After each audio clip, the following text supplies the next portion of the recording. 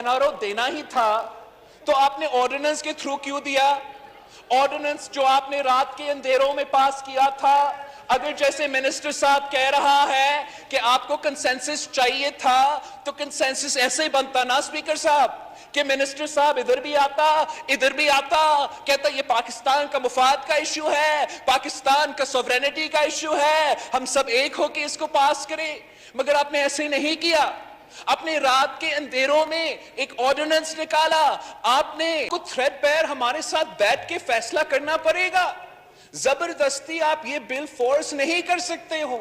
अगर आप हमसे हमारे हुकूक छीनेंगे, आप हमें बोलने नहीं देंगे, आप हमें बिल पढ़ने नहीं देंगे, आप स्टैंडिंग कमिटीज में भी जबरदस्ती बिल को पास करवाएंगे, और यहां लेके स्टैंडिंग कमेटी एक फोरम है और नेशनल असेंबली एक दूसरे फोरम है। स्टैंडिंग कमेटी का जिम्मेदारी है कि वो थ्रेडबेयर किसी बिल को डिस्कस करे, कंसेंसस बनाने की कोशिश करे, ना हो तो मेजॉरिटी से पास हो।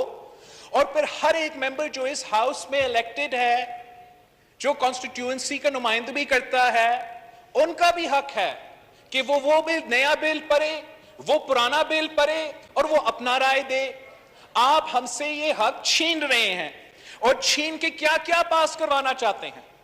अस्सलाम वालेकुम नाज़रीन कराम, आपको मुकम्मल वीडियो दिखाते हैं। आज बिलावल भुट्टो ज़रदारी ने हक़ के नुमाइंदगी अदा कर दिया, पूरे ऐवान के सामने हुकूमत को करी करी सुना दी। बिलावल भुट्टो ने कहा कि कोई भी नया कानून जब लाना हो तो तमाम लोगों को एतमाद में लेना ज़रूरी है। कंसेंसस के बगैर आप ऐसे अपने बलबोते पर कैसे कर सकते हैं? आपने हमें साइड लाइन लगाया हुआ है। आप जानते हैं कि पीपल्स पार्टी की वजह से आपकी हुकूमत है। आप ये वीडियो देखिए, फिर इस पर डिटेल में बात करते हैं। हल निकाल सकते हो तो इस मुल्क में जो पोलराइजेशन हो रहा है वो भी कम होगा, हमारा नेशनल असेंबली का एफिशिएंसी भी बेहतर होगा, आपका कानून साजी बेहतर होगा, जो कानून आप बनाएंगे वो मुल्क के लिए बेहतर कानून होगा।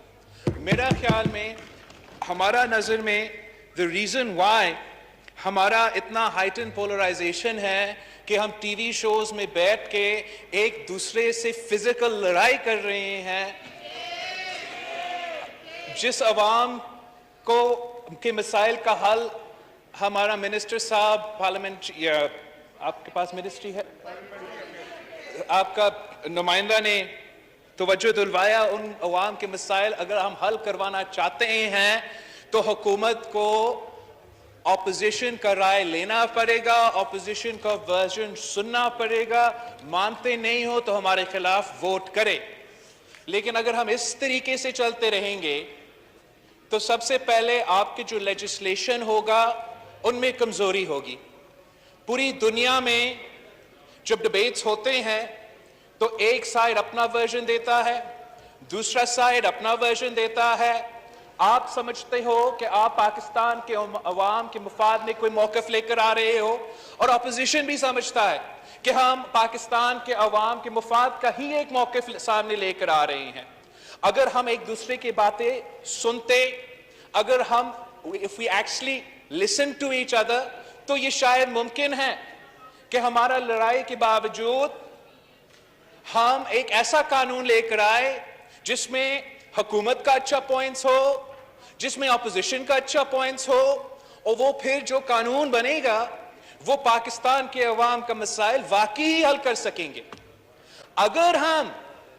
अगर आप हमसे हमारे हुकूक छीनेंगे, आप हमें बोलने नहीं देंगे, आप हमें बिल पढ़ने नहीं देंगे, आप स्टैंडिंग कमिटीज में भी जबरदस्ती बिल को पास करवाएंगे, और यहां लेके स्टैंडिंग कमेटी एक फोरम है और नेशनल असेंबली एक दूसरे फोरम है। स्टैंडिंग कमेटी का जिम्मेदारी है कि वो थ्रेडबेयर किसी बिल को डिस्कस करे, कंसेंसस बनाने की कोशिश करे, ना हो तो मेजॉरिटी से पास हो।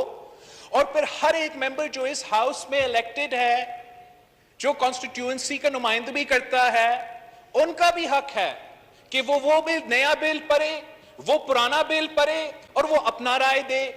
आप हमसे ये हक छीन रहे हैं, और छीन के क्या क्या पास करवाना चाहते हैं। आप इलेक्टोरल ऑर्डिनेंस के नाम पे, इलेक्टोरल अमेंडमेंट्स के नाम पे, वो कानून हुआ भी नहीं और आपने मंगवाया, आपने वो मशीन्स मंगवाया भी है। وہ اپنا آواز اس ملک میں اس سوسائٹی میں پہنچا سکے. لیکن یہ بہت اہم بل ہے, اس کا بہت سے کانسیکوینسز ہو سکتا ہے. آپ کو تھریڈ پیر ہمارے ساتھ بیٹھ کے فیصلہ کرنا پڑے گا. زبردستی آپ یہ بل فورس نہیں کر سکتے ہو. آپ سوچیں, کیا آپ چاہتے ہو کہ آپ کا کانسٹیٹیوئنسی میں, کیا یہ آپ کا منسٹر صاحب جو یہ بل پاس کروا رہا ہے, کیا آپ چاہتے ہو کہ آپ کا کانسٹیٹیوئنسی میں, ان کو کیا پتا کہ آپ کا کانسٹیٹیوئنسی کے عوام کا مسائل کیا ہے؟ ان کے اپنے مسائل ہیں, ان کے اپنے ایشوز ہیں, ان کے اپنے مشکلات ہیں.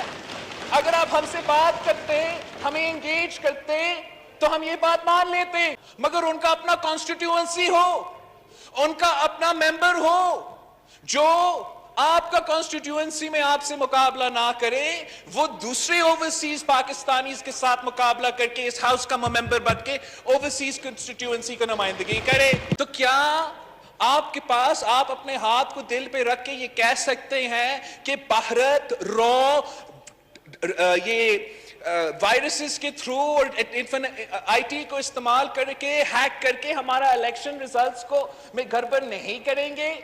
اگر آپ نے ان چیزوں کا تحفظ دلوایا ہے تو آپ ہمیں بتائیں. لیکن اگر آپ ہم سے وہ بولنے کا وقت چھینیں گے, وہ پڑھنے کے وقت چھینیں گے, تو ہم آپ کو یہ پوائنٹس بھی نہیں ریز کر کے آپ کے سامنے رکھ سکتے ہیں. NRO دینا ہی تھا تو آپ نے آرڈیننس کے تھرو کیوں دیا؟ آرڈیننس جو آپ نے رات کے اندھیروں میں پاس کیا تھا, اگر جیسے منسٹر صاحب کہہ رہا ہے کہ آپ کو کنسنسس چاہیے تھا, تو کنسنسس ایسے بنتا نا اسپیکر صاحب کہ منسٹر صاحب ادھر بھی آتا, ادھر بھی آتا, کہتا یہ پاکستان کا مفاد کا ایشو ہے, پاکستان کا سوورینٹی کا ایشو ہے, ہم سب ایک ہو کے اس کو پاس کریں. مگر آپ نے ایسے نہیں کیا. اپنے رات کے اندھیروں میں ایک آرڈیننس نکالا آپ نے, آپ جو خود اپنے آپ کو کشمیر کا سفیر ثابت کرنے کی کوشش کر رہے تھے, اور وہ بھی پھر آپ زبردستی کرنا چاہتے ہو. آپ اٹھ کے سمجھائیں ہمیں, جیسے لا منسٹر صاحب نے 2-3 منٹ دیا, آپ 2 دن تو دے دے, 2 دن تو دے دے. 2 دن کے لیے تو اس ہاؤس کو سمجھائے کہ کیوں ضروری ہے, تاکہ ہم بھی جا کے نا اپنا کانسٹیٹیوئنسی میں سمجھائے, میلر کانوں واپس جا کے سمجھاؤں کہ یہ کیوں ضروری ہے. میوچل. ناظرین کرام, آپ نے ویڈیو دیکھی بلاول بھٹو زرداری کا ہنگامہ خیز قسم کا خطاب. بلاول بھٹو نے قومی اسمبلی پہنچتے ہی قرآن مچا کر رکھ دیا. بلاول بھٹو نے کہا کہ اس ملک میں جتنی بھی قانون سازی ہو رہی ہے وہ ہمارے بغیر نہیں ہو سکتی. آپ کو کوئی بھی ایسا قانون پاس کرنے سے پہلے ہمیں اعتماد میں لینا ضروری ہے. ایسے نہیں ہو سکتا کہ آپ ہمیں بولنے بھی نہ دیں اور قانون بھی پاس کر دیں. یہ ہم کسی صورت برداشت نہیں کریں گے.